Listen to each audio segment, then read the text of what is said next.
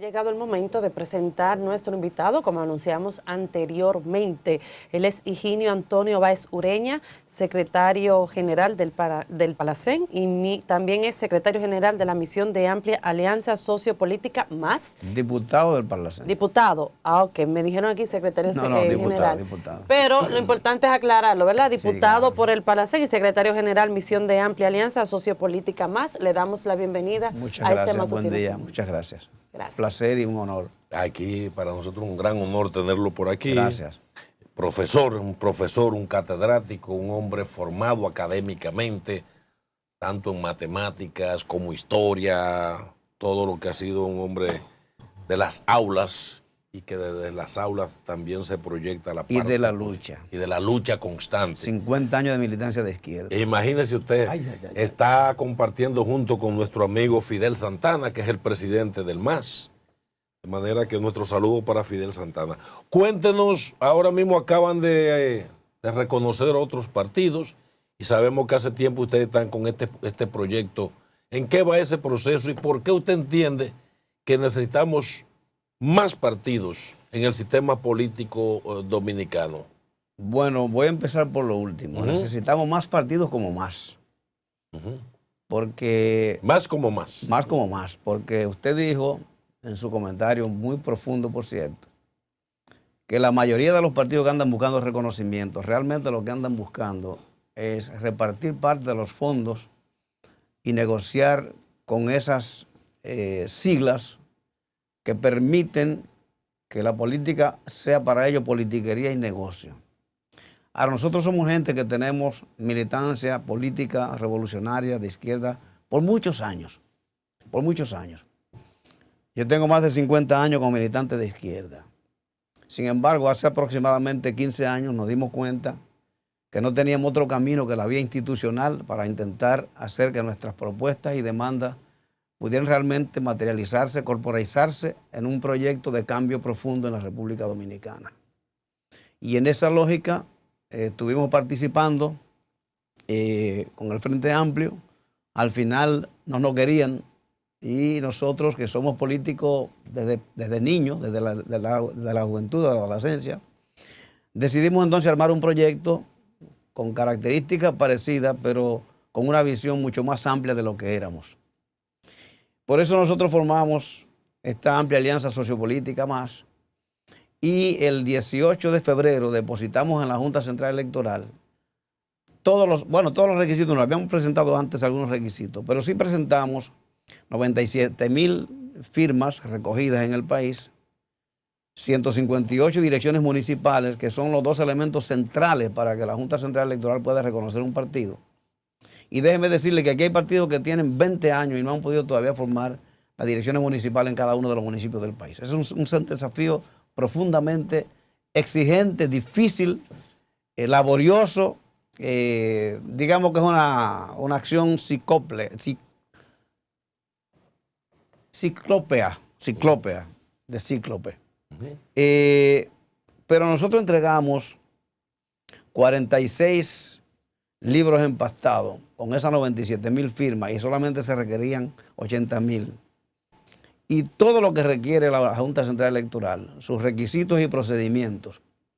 Entonces estamos a la espera simplemente de que nos evalúen, nos fiscalicen y nos den el visto bueno. Yo dije en un programa anterior que cuando un niño nace, si tiene los derechos constitucionales, es obligación del Estado inscribirlo, darle patria. Y así nosotros, que hemos entregado todo, símbolos, banderas, firmas, estructuras municipales, estructuras de dirección, estamos solo a la espera de que la Junta Central Electoral tome una decisión respecto a nosotros. No para constituirnos en una sigla más de bisagra y de búsqueda, sino para seguir levantando desde la institucionalidad los sueños postergados de este país que aspira a democracia, que aspira a bienestar, que aspira a redistribución justa de la riqueza, que aspira a equidad y que aspira a que se resuelvan los problemas nacionales que tienen 55, 56 años, permanentes ahí, y las propias consignas que nosotros podíamos levantar hace 20 años todavía hoy tienen vigencia como si la historia no hubiera pasado, como si no hubiera transcurrido, como si el río de la historia estuviera seco si fuera un pantano que no se mueve. Y sabemos que la historia es totalmente dinámica, permanentemente dialéctica. En eso estamos, en ese proceso de que la Junta asuma la responsabilidad de fiscalizarnos para obtener nuestro reconocimiento. Okay. Higinio, me gustaría saber su opinión sobre la elección de presidentes ahora mismo en la región de izquierda.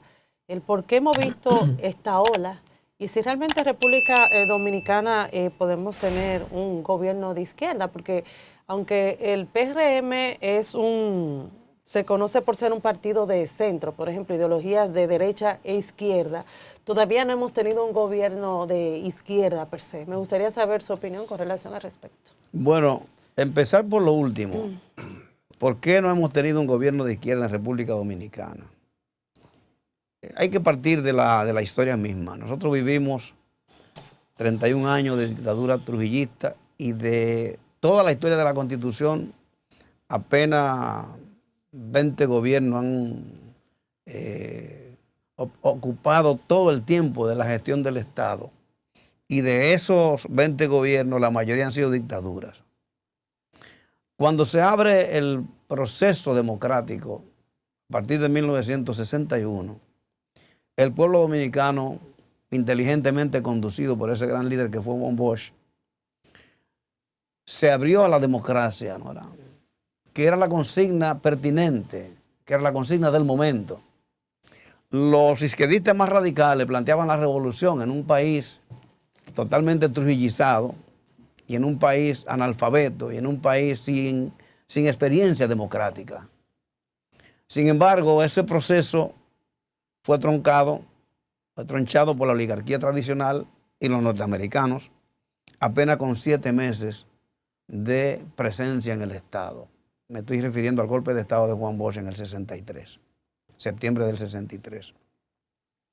Desde ahí hasta hoy, la oligarquía no ha descansado en impedir cualquier proceso democrático en República Dominicana. Y cuando el pueblo se levantó a reclamar su constitución, a reclamar a Juan Bosch, que tenía el triunfo ya en la mano, porque el 26-27 se decidió en la batalla del Puente Duarte, entonces vino el amo del norte a imponer sus reglas con una invasión de 42,000 soldados.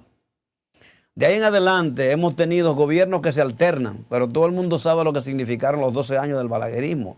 También fue dictadura, asesinatos, desapariciones, destierros, entierros. Y luego los gobiernos se han estado sucediendo y estamos cumpliendo con la alternabilidad, pero no con las metas democráticas profundas que planteó la Constitución del 63. Fíjese que ningún gobierno, ni del PRD en el 78, ni del PLD, luego rescató esa Constitución. Nunca le dieron la espalda. ¿Por qué hoy en América Latina, ahora voy con la parte primera de la pregunta, por qué hoy en América Latina se está reconfigurando un nuevo escenario donde los partidos democráticos y de izquierda están llegando al poder? Porque tenemos un modelo agotado, un modelo neoliberal en el que no hay posibilidad de que las grandes mayorías tengan acceso a los bienes que la propia democracia debería producir para ellos. Tenemos unos gobiernos que simplemente copian las recetas neoliberales que le imponen desde fuera y no son capaces de ver que el Estado tiene que tener fuerza, tiene que tener un poder superior a lo que decida el mercado. Algunos de ustedes están hablando de eso, de la democracia de los empresarios. Nosotros tenemos que tener un gobierno que entienda que el Estado es el único que puede compensar justamente la desigualdad social que existe, porque no es verdad que el mercado va a resolver los problemas de la democracia, porque los empresarios procuran ganancia.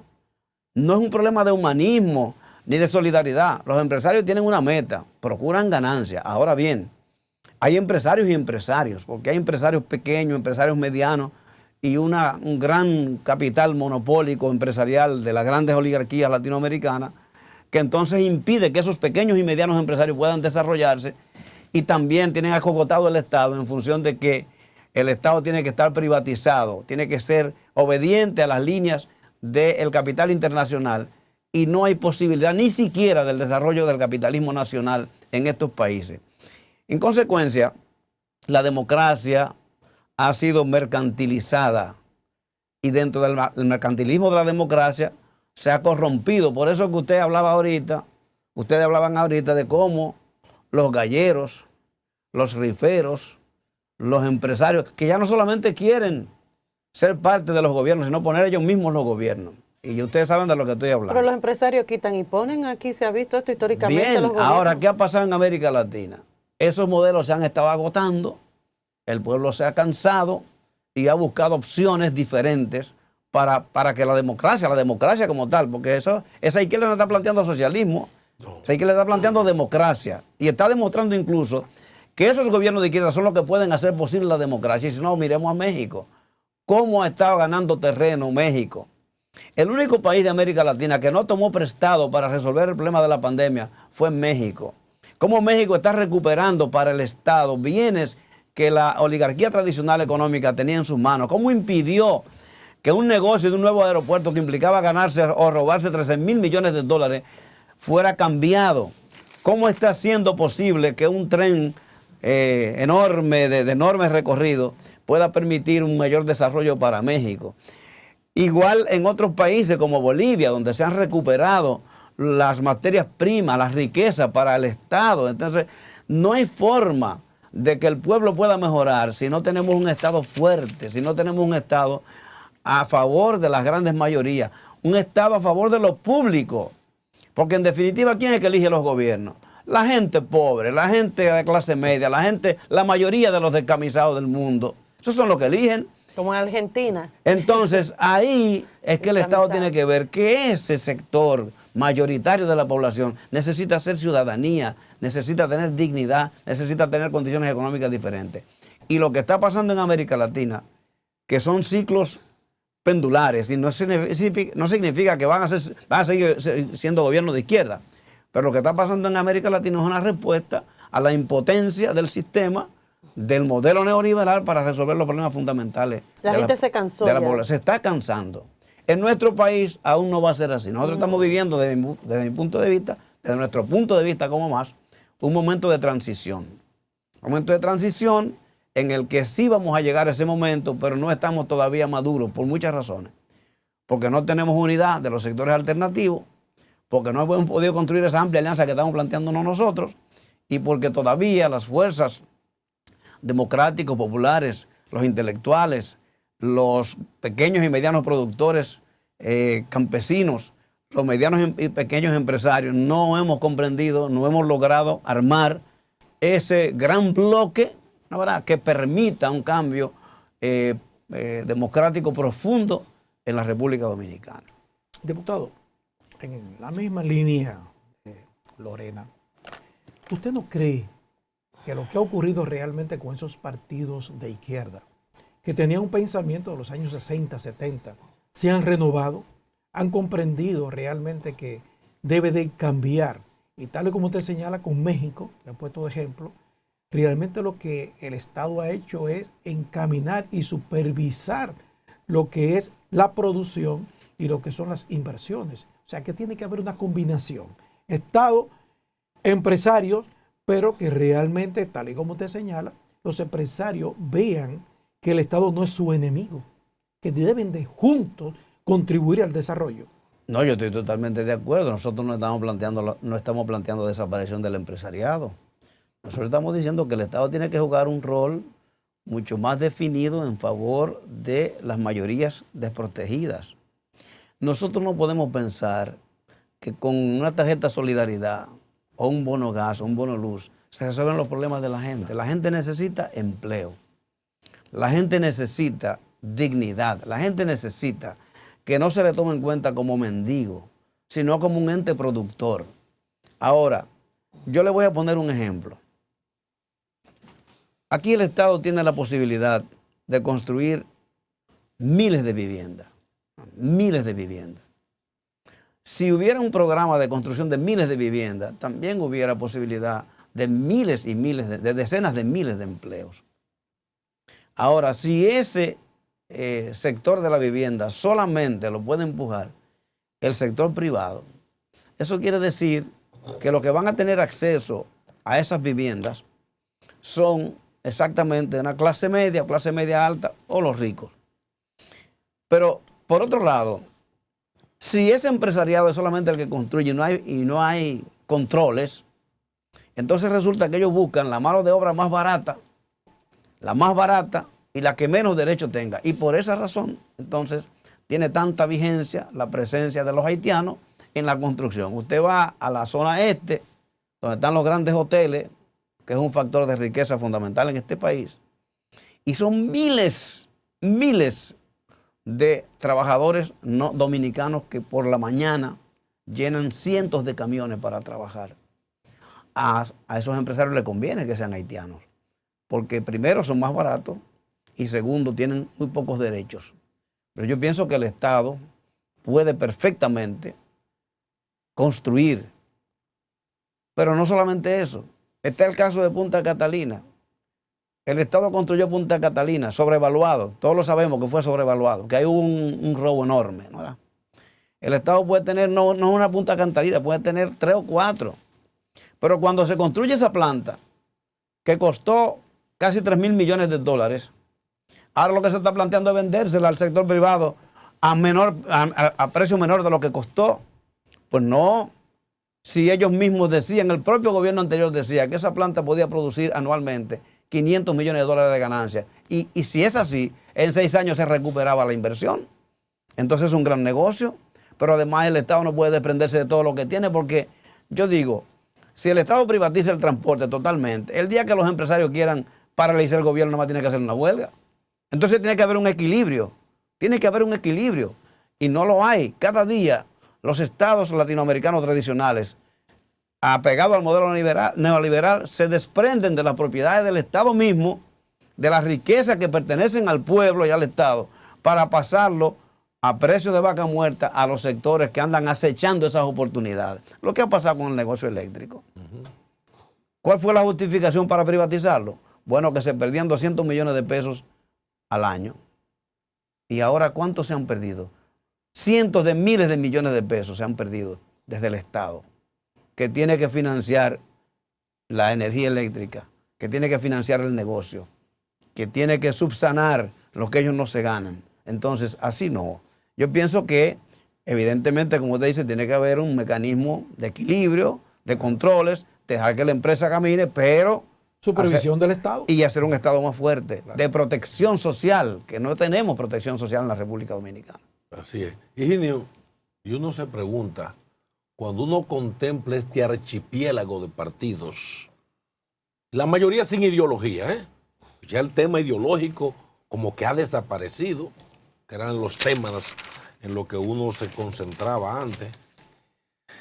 A la hora de compactarse, están buscando ser más de lo mismo, ver qué pedazo de pastel le toca.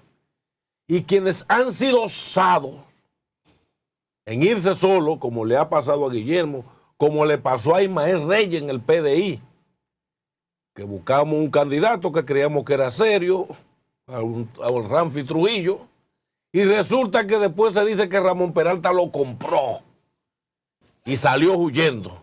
Y tuvo entonces el PDI que decir, nos vamos solo con el pueblo. Pero resulta que ese pueblo, con un buen programa de gobierno, reivindicador, histórico, el sueño de Peña Gómez, las ideas de Bosch, de Duarte, al final, estos partidos que tienen ideología reciben una votación pírrica, porque se siguen comprando votos, se siguen doblegando voluntades, se sigue trabajando en una especie de damecracia, el que me dé lo mío. Entonces, en ese contexto, cada partido como sectorizado, fragmentado, ahora vemos que Minú y un grupo se están ahora mismo adjudicando la comunidad LGTB-Z.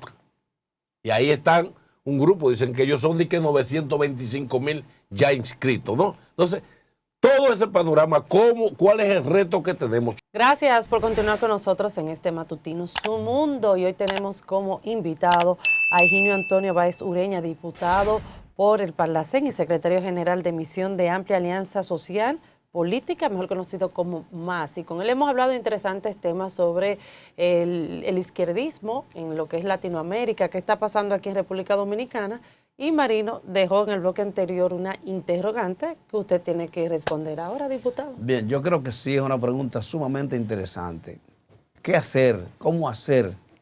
¿Cómo configurar un bloque alternativo en República Dominicana? Que es el fondo de la pregunta. Nosotros estamos en este momento, aun cuando no tenemos todavía reconocimiento, haciendo intentos por ir, digamos, prefigurando, anticipando la posibilidad, dando pasos para mostrar al país esa necesidad. Recientemente hicimos una bilateral importante con el Partido Humanista Dominicano. Ahí sacamos algunas conclusiones fundamentales, pero solamente dimos a conocer a la prensa, se dio a conocer a la prensa, ese intercambio de puntos de vista y ese interés común en que vayamos poniéndonos de acuerdo en ejes centrales de cara al próximo proyecto electoral, al próximo proceso electoral y de cara al futuro de la nación. De igual manera, nosotros estamos desarrollando conversaciones con la APD, Alianza por la Democracia, que como sabemos dirige el compañero Max Puig, y uno de sus dirigentes fundamentales, el secretario general Carlos Sánchez, también es diputado al Parlamento Centroamericano y estamos permanentemente compartiendo. De igual manera hay otras organizaciones con las cuales vamos a hablar y posiblemente en estos días hagamos una declaración también, ya no solamente con el PHD, sino con otras organizaciones, ampliando ese espacio en la lógica de ir precisamente prefigurando un camino en el país. Nosotros, por definición, hemos dicho que creemos en una amplia alianza sociopolítica, una gran alianza sociopolítica. Ahora bien, cuando, por ejemplo, aquí se plantea un bloque de izquierda, nosotros decimos de demás, eso es ya discriminatorio, porque el 99% de la población no está conectado con esa idea.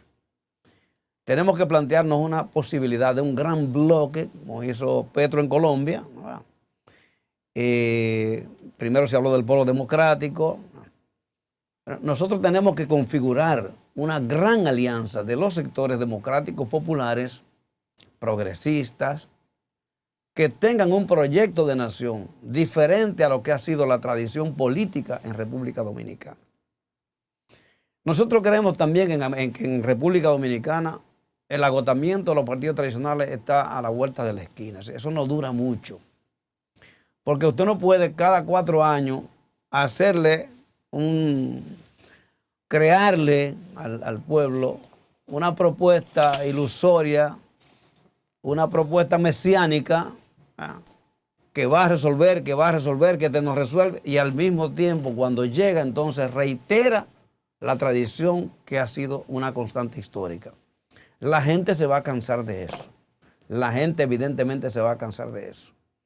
Para que se canse, tenemos que hacer nosotros mismos el trabajo de probar por qué ya no es posible que continúen esas opciones tradicionales.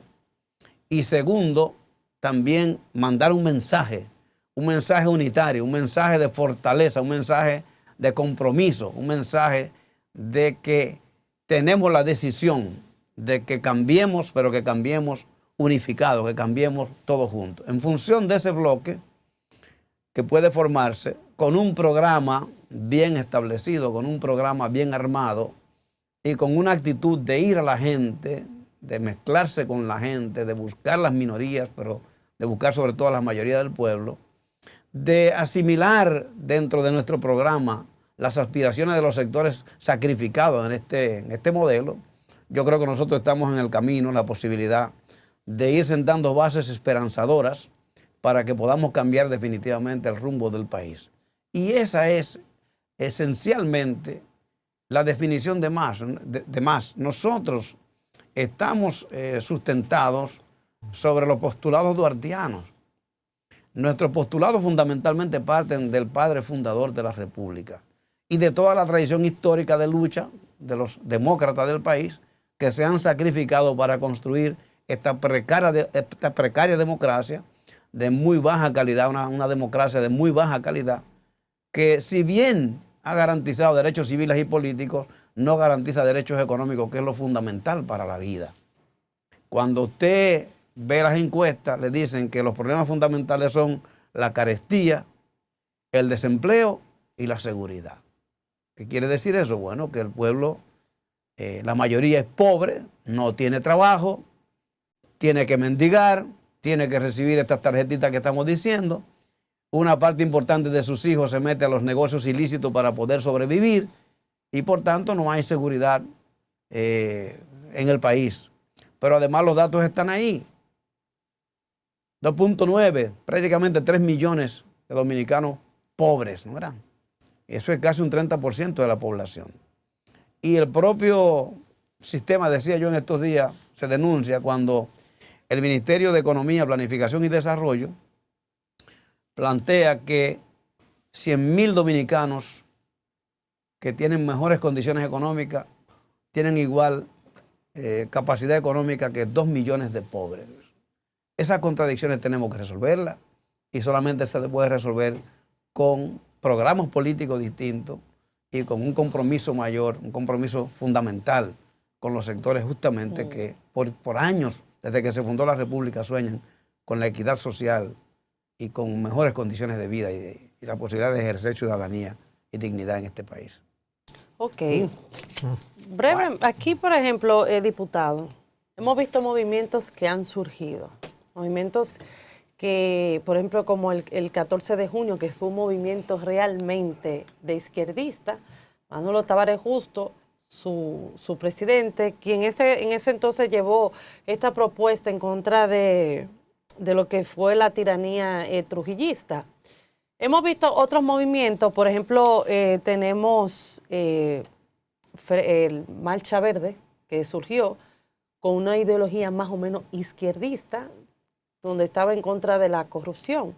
Pero hemos visto, por ejemplo, un Marcha Verde que, a pesar de tener una ideología de izquierda, hemos visto que han ocupado cargos políticos en el otro renglón político, como hemos visto el embajador, entre otros, ¿verdad?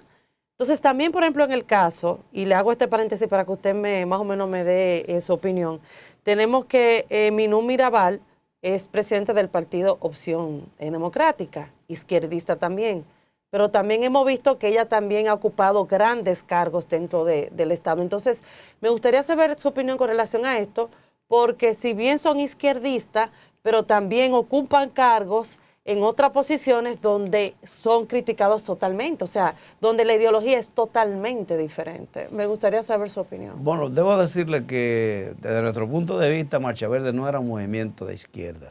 No estoy diciendo que era un movimiento de izquierda, o sea, según lo que ellos abanderaban, o sea, las banderas que ellos, por ejemplo, contra la corrupción, o sea, se veía que tal vez era como de izquierda, donde ellos querían que... Pero era un movimiento social, y los movimientos sociales normalmente no están marcados por un sello ideológico.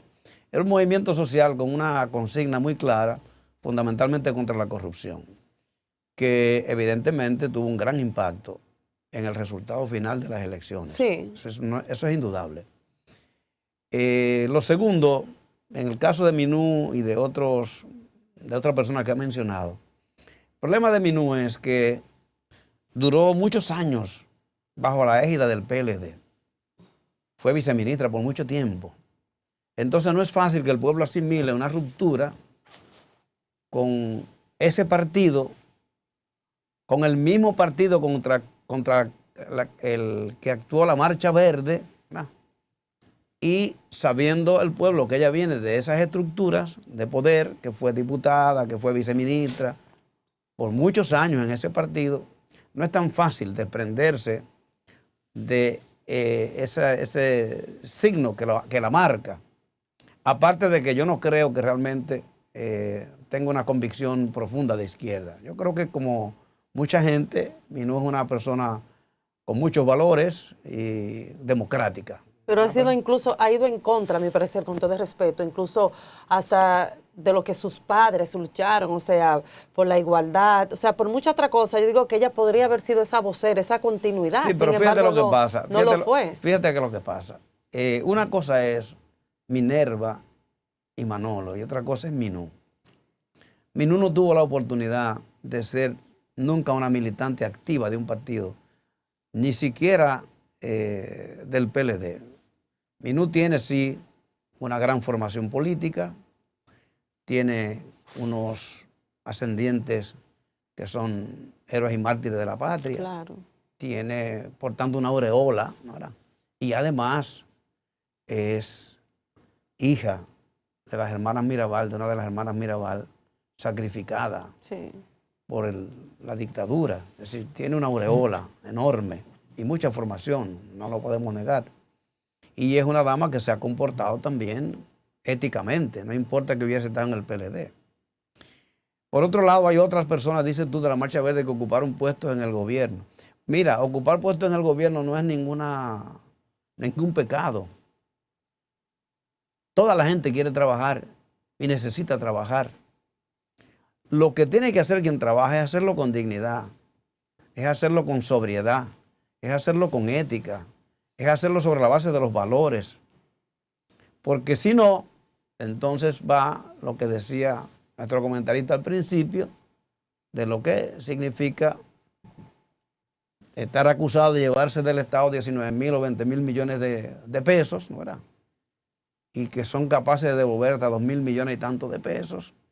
Y ya ahí sí el problema no es simplemente que trabaja en el Estado, sino que va al Estado a robarse el Estado, que es lo mismo que a robarse los hospitales y las escuelas y la salud y el agua de los pobres. Eso sí es grave. Pero yo no condeno a nadie que trabaje. De hecho, hay gente que dice que cómo es nosotros, si somos de izquierda, ocupamos un puesto en el Parlamento Centroamericano. Pero el Parlamento Centroamericano, primero, es parte del sistema de integración centroamericana. Segundo, procura la articulación y la integración regional, un sueño bolivariano, un sueño de Morazán, ¿verdad? Tercero, no está pensando en leyes nacionales, sino en leyes supranacionales que permitan que una región completa actúe como actúa, por ejemplo, el Parlamento Europeo. No nos han dado vinculación, porque la vinculación depende de los jefes de Estado. Y ya yo dije ahorita cómo los jefes de Estado también dependen de otras potencias. Entonces es muy difícil que nos den vinculación, pero estamos ganando posibilidades de vinculación.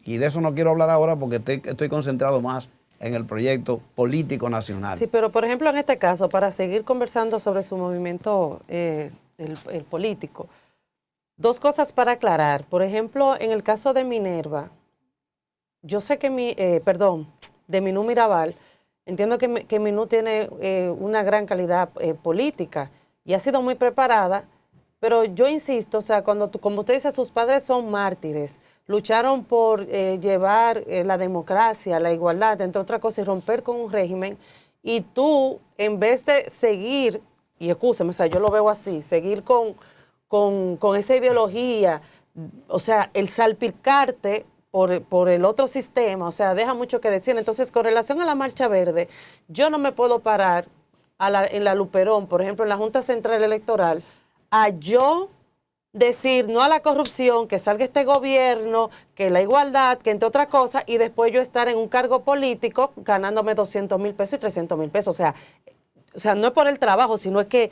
o sea, eso no está bien. Por ejemplo, Juan Bolívar Díaz fue la cabecilla de la Marcha Verde y ahora lo vemos como embajador. Entonces usted está luchando desde una plataforma para usted obtener un cargo político. Yo lo veo así.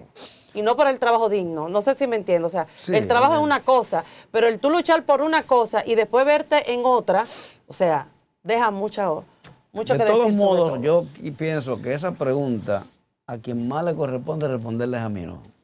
No quiero convertirme ahora en el abogado que la defienda o que la detracte. Igualmente en el caso de Juan Bolívar Díaz. Lo que sí está, sobre todo en este último caso, lo que sí está intrínsecamente explicado, y creo que es tu preocupación, Lorena, es que mucha gente se integra a ciertas luchas no porque defiende simplemente unas líneas éticas, sino también porque detrás tiene intereses particulares sí, que al final se compensan muy bien, ¿no? ¿Verdad? Sí. En eso yo estoy de acuerdo contigo. Creo que sí tienes razón en esa última parte. Sí. Ginio, eres diputado para la CEN y Fidel es embajador. ¿El MAS va a apoyar al PRM? ¿Hay algún acuerdo político entre ustedes? Aún no. Pero están en eso. Mire lo siguiente. Nosotros lo que queremos es el reconocimiento de más en este momento y desplegar nuestras consignas y nuestro programa. El momento de la alianza no ha llegado. Nosotros tenemos claramente en el horizonte una propuesta estratégica y una visión estratégica, pero todos que estamos aquí, que conocemos la política, sabemos que también en ella hay unos pasos tácticos que hay que dar. ¿Por qué fuimos aliados al PRM? Nosotros fuimos aliados al PRM porque era necesario derrotar al PLD. ¿Por qué era necesario derrotar al PLD? Porque eso creaba un nuevo escenario político favorable a nuestros intereses, que es la construcción, de lo que dice el compañero ahorita, de un polo que le dé al país unas orientaciones, unas luces para cambiar a fondo nuestro país. Si no creábamos ese nuevo escenario, no tendríamos chance de sacar la cabeza. Y el escenario está creado ya. Fíjese como hablábamos ahorita de los que están encartados, pero además ya tenemos 3 partidos mayoritarios. Es decir, ahora mismo hay 3 partidos, sin embargo en el 2020 hubo una polarización clara, evidente, entre el PLD y el PRM. Nosotros necesitamos romper esa polarización y crear un nuevo escenario. Y ese nuevo escenario se creó no por la gente de más, sino porque la posibilidad de que el PLD perdiera las elecciones era una condición básica, especial y única para crear ese nuevo escenario. En medio de ese nuevo escenario nosotros estamos luchando, evidentemente, porque la transición concluya y que esa transición concluida nos permite entonces actuar en mejores condiciones para posicionar nuestra propuesta de cambio fundamental en la República Dominicana. En este momento no estamos hablando de alianza, estamos hablando de nuestro reconocimiento, pero evidentemente nosotros tenemos la necesidad de asumir una posición táctica en su momento, en función de lo que nos convenga políticamente de cara al porvenir. Mire, obviamente cuando uno hace una alianza de una u otra forma, uno se compromete con el partido que haya encabezado la alianza y que llegó. Y lo que a uno le toca no es un regalo, eso se lo ganó, punto. Es parte de la negociación. Ahora bien, su evaluación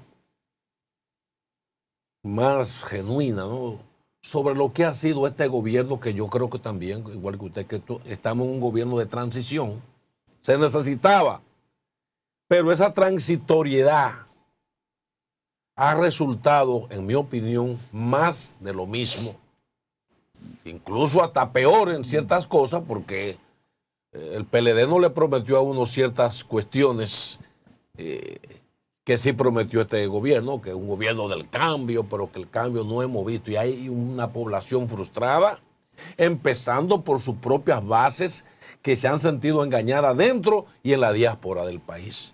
Y que hoy lo que tenemos, asistimos a un país que está gobernado por un grupúsculo al que nosotros le hemos llamado la popicracia, el grupito de los sangre azules que están gobernando el país y que se han cometido ahí dentro cosas tan peores como el grupo que nos quitamos. Su evaluación de este gobierno. Bueno, nosotros tenemos que considerar varios factores. En primer lugar, una situación muy adversa a nivel internacional. La crisis producida por el COVID-19 y sus consecuencias posteriores fueron devastadoras para el mundo. En República Dominicana, la oposición ha sido muy certera en la crítica visceral contra el gobierno, especialmente por el aumento del costo de la vida, que es lo que más lacera y golpea a la población. Y naturalmente en un pueblo que no tiene formación política o que tiene muy poca formación política, además de que es muy político, pero con muy baja formación política, y es natural porque nosotros tenemos un promedio de educación que no rebasa el 8º curso. Entonces, en esta población es muy difícil asimilar el que la inflación, sobre todo la carestía, que golpea, repito, duramente a la población mayoritaria, pueda ser entendida como un fenómeno fundamentalmente de bases internacionales. Primero fue el problema de los puertos. No podían salir, los puertos se llenaban de barcos buscando mercancías y pocos países estaban produciendo al mismo tiempo que el mundo entero tenía que consumir. Y eso disparó los fletes de $3.500 de un gran barco a $20.000, $22.000. Eso fue lo primero. Incluso muchos países que producían tecnología, como Corea, tuvieron retrocesos, limitaciones en chips fundamentales, y eso disparó el precio de los vehículos, por ejemplo. Pero luego vino la guerra de Ucrania, que está dada en un escenario en que hay elementos vitales en juego, como el problema de los cereales, de los insecticidas y de otras producciones que son fundamentales y naturalmente los carburantes, los combustibles. Todo eso ha impactado al mundo entero. Yo debo decirle que en Estados Unidos la situación de la inflación con relación a nosotros es igual o peor. No quiero decir que la pobreza es la misma, quiero decir que el nivel de inflación aquí es igual o menos que en Estados Unidos. En Estados Unidos hubo un momento en que un pan costaba $7. Eso es insostenible.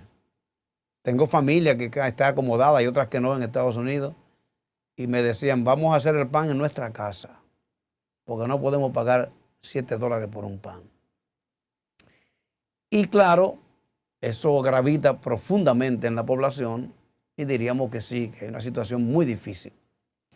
Creo que el gobierno ya debería empezar no solamente a bajar el precio del gas propano, sino también parte del precio de los combustibles, porque eso golpea muy fuertemente a la clase media y a los pobres también, porque el pasaje ha aumentado de un 40 a un 50%.